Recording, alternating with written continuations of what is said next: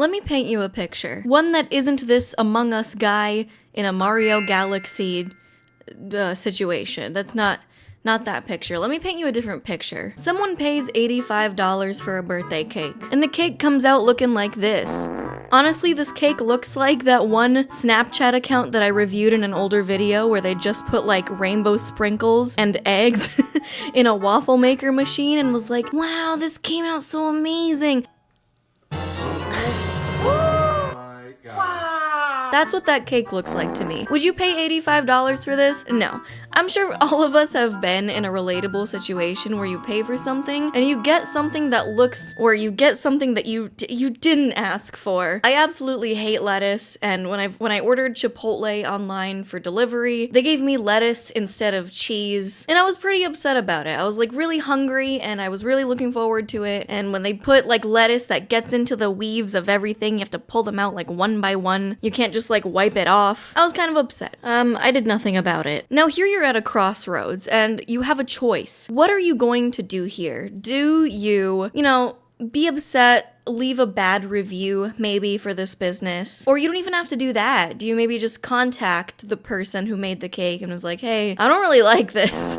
Or you could do all that to try to reconcile the situation offline. But then the cake maker bashes you online and complains about you being a terrible customer. Today I had one of the worst client experiences I've ever had since opening the storefront. She then got super defensive and very rude about the price of the cake. She even bashed us and put us on her Facebook page. So then you have to come out on TikTok to prove your innocence and how you tried to be polite about it, but they wanted to complain about you on TikTok, and now everything is public and now everything's on TikTok to millions of people who have nothing to do with the situation about a goddamn cake. What about that option? Because that seems like the new norm these days. Now, I'm not saying that this person doesn't deserve to have their shit blasted on TikTok. Sometimes you could justify that it's deserved. Sometimes we all collectively gather around the internet shit campfire and make fun of someone.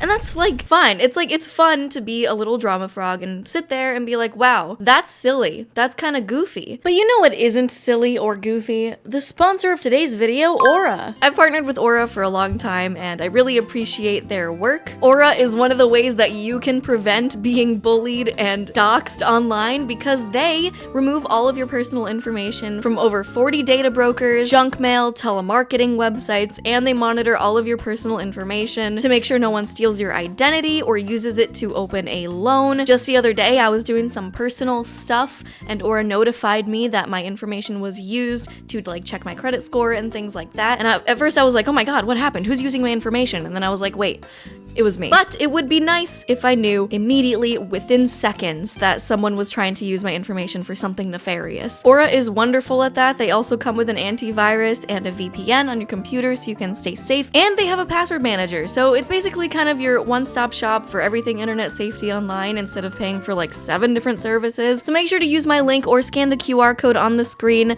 aura.com/GabiBelle, to try 14 days free and let Aura do the hard work of protecting your identity and information online. Thank you to Aura for being such a great sponsor, and back to the video. Let me paint you another picture. Someone is running a, semi-shady business online. They are, well, not online, it's real life. It's a tattoo artist, and they're charging thousands of dollars to draw a tattoo design for you. Consult was non-refundable. It was $180. The first option was $1,500 plus tax. And make you pay even more to make them revise it, and in the end it's still not even something that you want and they will not refund you for it. Reference photos as to what I wanted for a half upper arm sleeve. It is nothing like what I sent her. It's nothing like what I wanted. And they're basically kind of a jackass. Again, what do? Well, if we learned anything from the last painting, we blast them on TikTok for it. And that's kind of what I want to talk about today. The kind of TikTokification of drama. Where things go, why are we here? I'm going to sit here and sound like an absolute boomer who is watching these kids do dumb things and not understand them, and I'm gonna complain about it. Also, this is a pimple sticker, so if you're staring at it wondering what it is, I just have to address it. And another thing I want to address while I'm here, these are not garlic cloves. This is a moon. My sister bought it for me on Etsy. Very cute, thank you. It seems like these days that if anything bad happens, happens, like you have a bad interaction with someone, you know, no matter who they are, if they're not even like an internet personality or anyone, you go to TikTok to complain about it, which is fine. That's completely you're in your right to do. This is freedom of speech, whatever. This is America, hashtag freedom. And it's within your every right to complain about bad service you got. But the problem is that this new norm has completely taken to a new level where the internet just goes way too far and way too invested in that pointless drama. And it is pointless. It's, you know, it's a bad cake, or it's kind of a shitty person running a shitty tattoo business. Paid her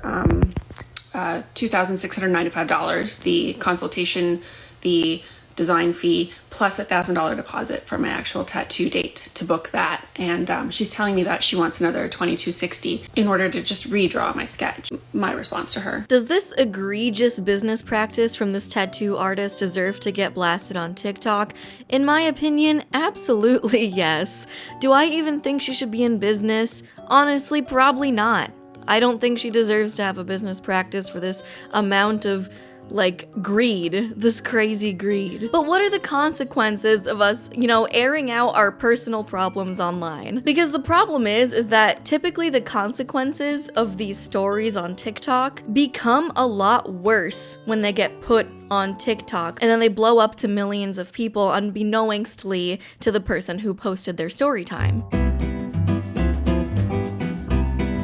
Instead of now just enjoying a story about some shitty person in the real world, now their real life is compromised. And the new norm is now crazy people online doxing them, which if you don't know is just airing out either their personal name, the business they work at, their address, their phone number, emails, their associates, family members, and all of that jazz. So you get doxed, and then the next line of accountability that these TikTok vigilantes want to give you is review bombing your business and just like straight up bullying you online, telling you to unalive yourself, etc. And it's kind of like, where do we draw the line? Because like, yes, if someone gets exposed online for being an asshole, then we should all sit there and be like, damn, they're an asshole. But if you go out of your way to find out personal information about this person or leave a bad review to a place you've never been to before, I don't know, get a job.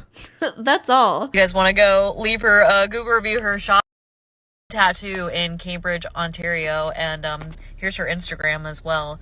You shouldn't be able to hide from stuff like this and just do it to more people every couple of months, because apparently she's already stolen thousands of dollars from other clients, not just the Fox girl. Like, at some point you need to separate yourself from the situation and look at it and be like, is this worth my time to be angry about? Because it's kind of like the real life consequences of being a chronically online Twitter user, where it starts to affect people's real lives and it starts to go way too far. Because what happened for this TikTok tattoo artist is that their business was review bombed on Google or Yelp or whatever, which means that a bunch of people go and leave 1-star reviews despite never having interacted with you to try to hurt your livelihood. And whether or not you deserve that for just like being kind of shitty is like ultimately up to you, but I still don't think that's something you should participate in. Like, do you not have other things to worry about in your life? Because what does that do? You think you're holding this person accountable and you're hurting their business for running a bad practice. But what happened in this instance and others is that they review bombed the wrong place. Like, most of the time, these TikTok vigilantes that want to hold bad people accountable, they end up hurting innocent people along the way. Because what happens when you dox someone is you're not just like, first of all, you're outing their personal information forever. Even if that person changes and grows and whatever, like, you're kind of hurting that person for life. And what you end up affecting is all their relatives, all like their family, their spouses, their kids. Now their information is doxed. Why would you do that? They're completely innocent in this situation.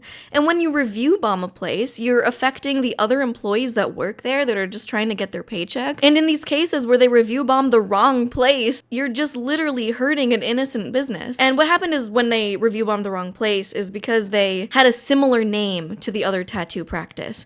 And this isn't even the first time this has happened. 2 girls at a baseball game were laughing at this one other girl who was getting her photo taken by her brother. Watch my confidence disappear after these random girls make fun of me for taking pics. Was this necessary? Thank you. Criminally offensive side-eye starts recording me. Allegedly, they thought this creepy man was like filming them for a really long time and it was making them uncomfortable. So they decided to try to, troll him by, making silly faces, laughing at them, calling him lame. That's their side of the story. But if you want to believe that they were just straight up making fun of this girl taking pictures and they're kind of assholes for it, that's fine too. That's not what the point is gonna be. What happened is that these two girls were then totally doxxed, and the realty business that people thought that they worked at got review bombed. And what does that do? That just straight up hurts the other realtors that are trying to work. Like, what I'm trying to say is that it all comes down to accountability. And this whole movement of like people that are chronically online wanting to hold like bad people who do bad things accountable. You gotta be accountable for your actions. You gotta be accountable for the bad things that you do. Yeah, of course. But is it your job to do that? No, it's not. It is not you as a random Twitter or TikTok user's job to hold a stranger online accountable. Especially when you have to remember that most of these people that are being involved in TikTok drama these days are normal people. These people don't have an audience to, lean back on or explain things to. These people don't know how to apologize online because this is their first experience with it. These people don't know how to navigate the online space. They are regular people. Are they kind of an asshole? Yeah, but you know what you should do about it? You should look at them and be like, you kind of suck, and then move on with your life. There's a difference between blasting people online and affecting their real life. And do those people deserve real life consequences for their actions? Probably. But is it your job? No. And to what degree should they feel those consequences? It's up to the person involved to examine how they want to proceed forward and hold the bad person accountable in real life, or just embarrass them on social media. But it's still not the social media viewer's job to go and then harass that person. And I know this is definitely just like such a boomer take for some of you, but I hope this leads you to do like something a little more productive with your life. It is not your job to hold people accountable online for the things they do. You can feel affected by it, you can feel offended by it if someone, does something really bad that's not just like making an ugly cake and overcharging for it. That's the thing, like people will take these like really idiotic situations that don't matter at all and get personally offended by it and dox their whole family and tell them to unalive themselves. That to me, even if that person is a butthead, makes you have something to work through.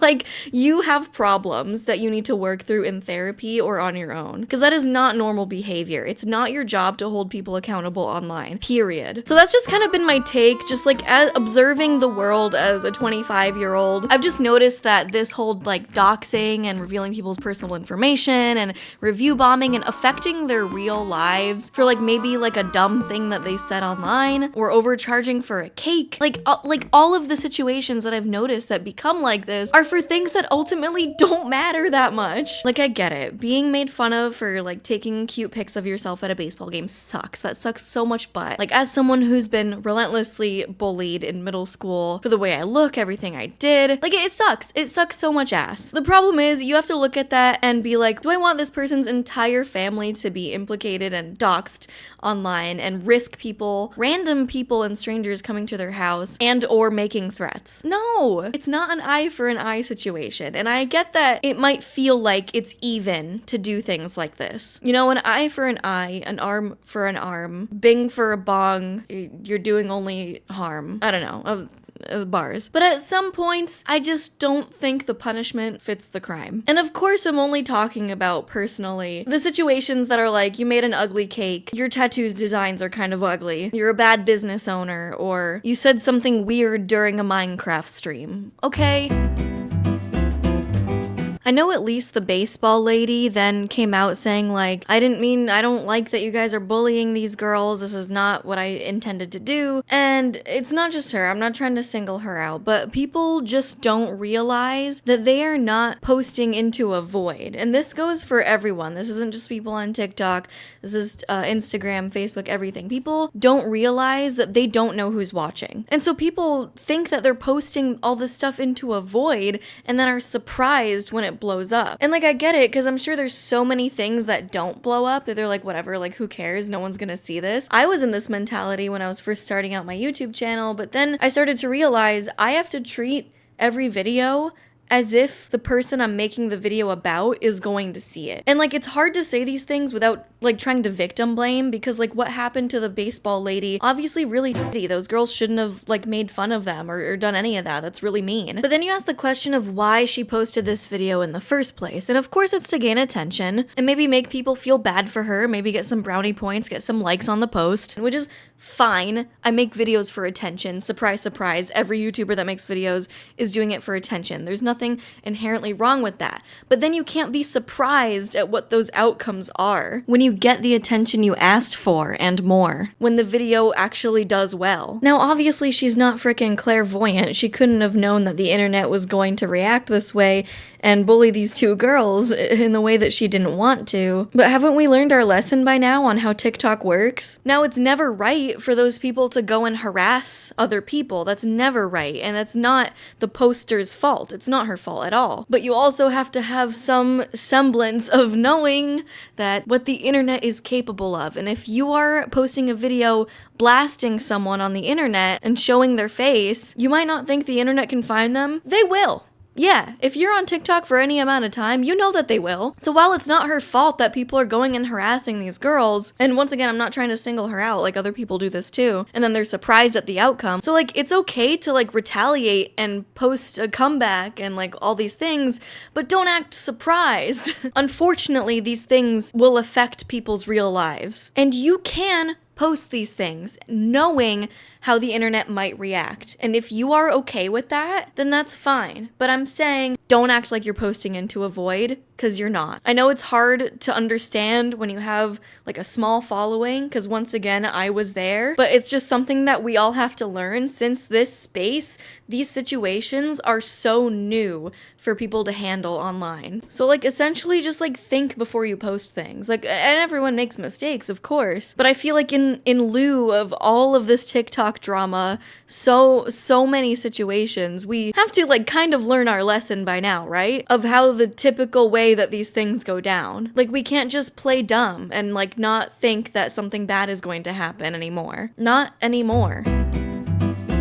And like, I just want to make it clear, like, I'm not saying you can't enjoy the drama. I love it. I'm a little drama frog. I've been watching Green Is Not Nick's channel. If you want to see all the in-depth stories of all of these TikTok dramas, you should definitely watch his channel. He's very funny. I love the way he talks about things. I love his takes. So if you want like a nice, you know, quick summaries on all these situations without like a 2-hour long overly serious video essay, you should definitely watch Green Is Not Nick's channel on it, because this is how I've been like getting the rundown on all these situations. And I've just been realizing like how far TikTok goes to like punish these people as if they just called everyone a slur. And I don't think it makes a whole lot of sense. Like, I think we can sit here as, you know, a well-adjusted audience and eat our little popcorn, drink our little tea, and go, wow, that's kind of crazy, and go about our day. And I feel like I'm preaching to the choir here, because obviously most of you don't go around doxing people and review bombing businesses. But I kind of want to just talk about why this is the new norm. Like, is this really drama? Is it? A really good example of this is the whole Jake Novak drama. I don't even know if it's drama. So essentially, there was this guy on TikTok, or is this guy on TikTok, who made this pretty cringy SNL Please Cast Me video. I want to be the next SNL cast member, and here's why I should be a contender. Hi, Lorne Michaels, I'm Jake Novak, and I know that you're feeling the heat because your roster lost Kate, Kyle, 80, and Pete. That means you got an open seat, and I feel I ought to be feeling it, because when it comes to comedy songs, I kind of been killing it. You know, all in all, he's not like bad. He's not a bad singer at all. It was just like a bit cringy, and you know what? It's like fine to be like, hey, that's a little cringy, haha, and then like go about your day. The problem is that this blew up to such an insane degree that people started showing up and filming him at his job, like at his real life job at Disney, to make fun of him and film him and put it on TikTok for it to blow up also. And that's weird. That's so weird, and it's so creepy. And what happened was that Jake Novak went radio silent. He made this whole stink. He made so many videos. And then as soon as everything started blowing up and everyone started making fun of him, radio silence. And I'm sure he felt really weird and uncomfortable when people started filming him at his job. Like, you start to realize that these people are real life people and not just like TikTok caricatures for you to go and like affect their real life. For you to go and like treat as NPCs. You know, for you to just like dox and bully and film at their job. The problem isn't just like some people online making fun of you. Like, who cares? I get comments all the time about how they'd rather look at Gordon Ramsay's ass than my face, and I think that's pretty funny. The problem is the amount, the sheer volume of people leaving negative comments, and I'm sure tons of weird and angry, unjustly aggressive DMs that these people get. That can be a bit uncomfortable for someone who's never experienced this amount of attention before. I would say the same thing happened to andyy. He made a song on TikTok. This is a TikTok musician who made a, according to the internet, pretty cringy pop punk song. Did I just write the song of the summer? I just write the next emo anthem. We are the princes and princesses of the glory days. And it blew up for being pretty cringy, and, you know, I definitely smiled and laughed a little bit, but, you know, ultimately I was happy that he was doing something that was making him happy, okay? Is being cringe a crime? But the problem is that people get so angry. People get so angry at someone being just cringe and starting to affect their real life. Now, obviously the big difference is that andyy and Jake Novak are not bullies online. They were just cringe. But my point is that TikTok just takes everything too far, no matter who you are. You know, the good news is that Jake Novak is back. His TikTok bio is "Long live the cringe king." But you can tell that these things affect people. And I think, like, we should all calm down, like a little bit. The only thing you should do when you see these things online is look at them and go, wow, that's goofy, or treat it as entertainment and then like forget about it as soon as the video's over. Or even, you know what else you can do? You can talk to the people you live with and be like, hey, have you seen this shit? This is pretty funny. And that's like it. Watching videos about this type of drama or watching these TikToks is not a call to action to go harass people. And it's crazy that that has to be said. Like, the form of media these days is so interconnected with our personal lives now that we almost feel like entitled to get involved in a way. Or at least some people do. I don't know if this comes down to some form of parasocial relationships because of the way that people just contact content creators as if they're your friends. But the point is that people get really parasocial. Even in the way where they're like, hey, you need to do this in your next video. Hey, you should do this in your next video. And not even just like giving content ideas, like you need to stop editing this way. Or like thinking they're entitled to adjusting your content for their free enjoyment. And I feel like people kind of pull a similar thing when they think that they are entitled or responsible for holding other people accountable online that they do not know. And I can sit here and be an armchair psychologist and try to get into the heads of these people all I want, but I just can't understand it at all. And I know these opinions that I have in this video will not they won't come across in the perfect way that I want it to. Sometimes I'm not very eloquent, but I hope you can kind of understand what I'm trying to say. I can handle it. It's my job. Once again, there's a big difference between people who do online creation as a job and people who are just like regular ass people that aren't used to this amount of attention. So if they react a certain way or make an apology that isn't quite up to par, maybe I give them too much of the benefit of the doubt, depending on who it is. So yeah, that's what I've been noticing online. If you want me to talk about something specific, like any of the specific TikTok dramas, it might be fun to look into it. I'm more than happy to sit here and lightheartedly make fun of something. I think that's fine. Once again, I think that's fine. It's just when people go a little bit too far that I draw the line, personally. So yeah, that's what I've been noticing online lately. I've been a little bit absent lately, just for personal reasons. Got some health stuff, and and personal stuff. If you want to check out my community tab to know what's going on, that's where it is. I don't want to trauma dump in this video. So I just thought this could be a more chill, just me talking to you here type of video. Hope you guys like this style video. I don't know. But definitely go check out Deranged DMs. That's been really fun. It's also in podcast form, and we're on Instagram at Deranged DMs. It's a video show that I have with my friend Abelina Sabrina, and we invite popular creators on to look at the crazy stuff that people send them in DMs. Thank you so much to my patrons. I have bloopers from the last Betty Crocker video up on Patreon right now. You can subscribe for literally $1 if you want. I don't care. That's about it. Thank you, Aura, again for sponsoring this video, and I'll see you soon. Bye! Thank you!